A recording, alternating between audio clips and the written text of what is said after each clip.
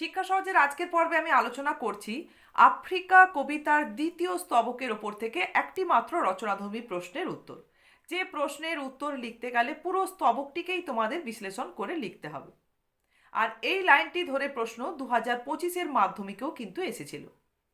লাইনটি হচ্ছে, চিরচিহ্ন দিয়ে গেল তোমার অপমানিত ইতিহাসে। কবি এখানে অপমানিত ইতিহাস বলতে কি বুঝিয়েছেন এবং কিভাবে ইতিহাসে চিরচিহ্ন রচিত হয়েছিল। কবি রবীন্দ্রনাথ ঠাকুর তার আফ্রিকা কবিতায় অপমানিত ইতিহাস বলতে ইউরোপীয় সাম্রাজ্যবাদী শাসকদের দ্বারা শোষিত আফ্রিকার লাঞ্ছনা ও বঞ্চনার ইতিহাসকেই বুঝিয়েছেন। এটা গেল প্রথম অংশের উত্তর।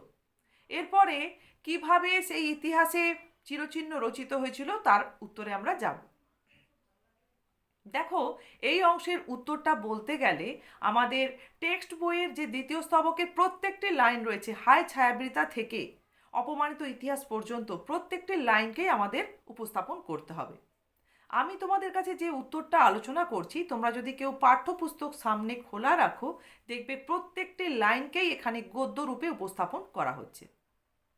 তাহলে আমরা ওর উত্তরটা দেখে নেব কিভাবে লিখব। সৃষ্টির আদি লগ্ন থেকে আফ্রিকা ভূমিখণ্ড বনস্পতির নিশ্ছিদ্র বেড়াজালে ছিল আচ্ছাদিত, ছিল ছায়াবৃতা।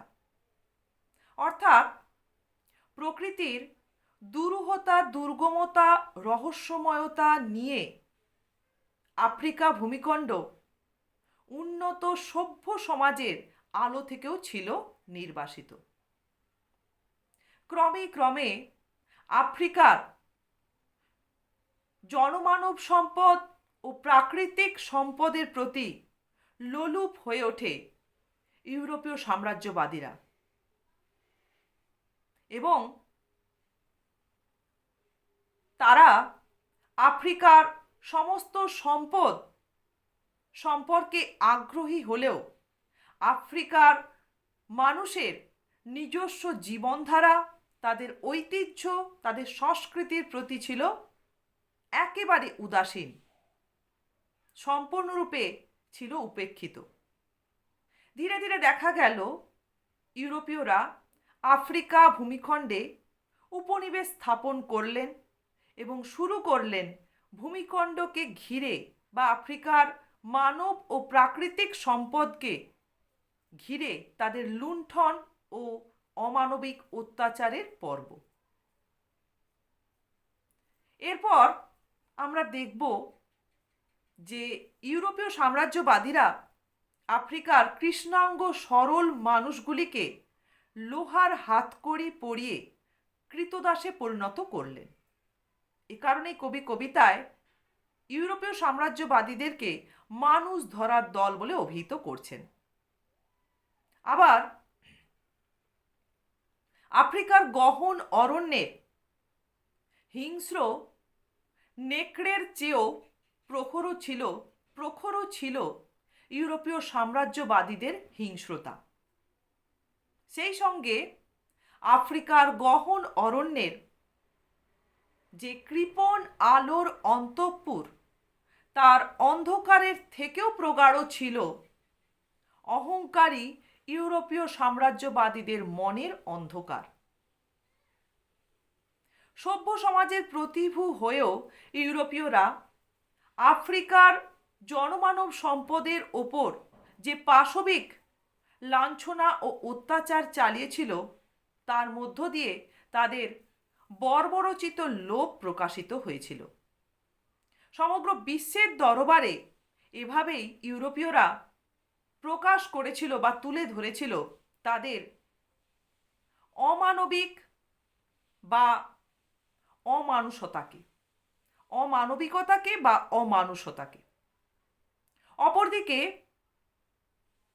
আফ্রিকার অত্যাচারিত মানুষগুলির ভাষাহীন ক্রন্দনে ক্রমশ বাষ্প সমৃদ্ধ হয়ে উঠছিল বনপথ বা বায়ুমণ্ডল। অত্যাচারিত মানুষগুলির রক্তে ও অশ্রুতে ক্রমশ পঙ্কিল বা কর্দমাক্ত হয়ে উঠছিল আফ্রিকার বনপথের ধূলি। ইউরোপীয় সাম্রাজ্যবাদীরা যে কাঁটা লাগানো জুতো ব্যবহার করতেন, সেই জুতোর তলায় বীভৎস কাদার পিণ্ড লেগে থাকতে দেখা যেত। আর এভাবেই যেন আফ্রিকার অপমানিত ইতিহাসে চিরচিহ্ন রচিত হলো। তাহলে এখানেই উত্তরটা শেষ। তোমরা দেখতে পেলে যে ওই স্তবকের, দ্বিতীয় স্তবকের প্রত্যেকটি লাইনকে ধরেই কিন্তু আমরা এভাবে উপস্থাপন করব। প্রত্যেকটি বাক্যতেই কিন্তু প্রত্যেকটি লাইনকেই বিশ্লেষণ করা হয়েছে।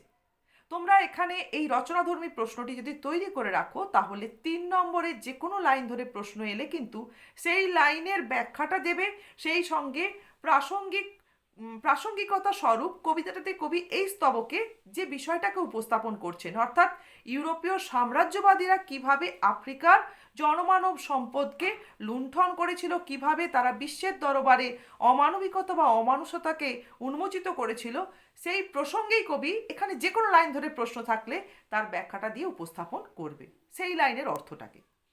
আশা করছি এই দ্বিতীয় স্তবকটাকে যদি তোমরা এই অর্থ সহযোগে বা এই বড় প্রশ্নটা দিয়ে তৈরি করে রাখো, এখান থেকে যে কোনো 3 নম্বরের প্রশ্ন তোমরা সহজে লিখতে পারবে।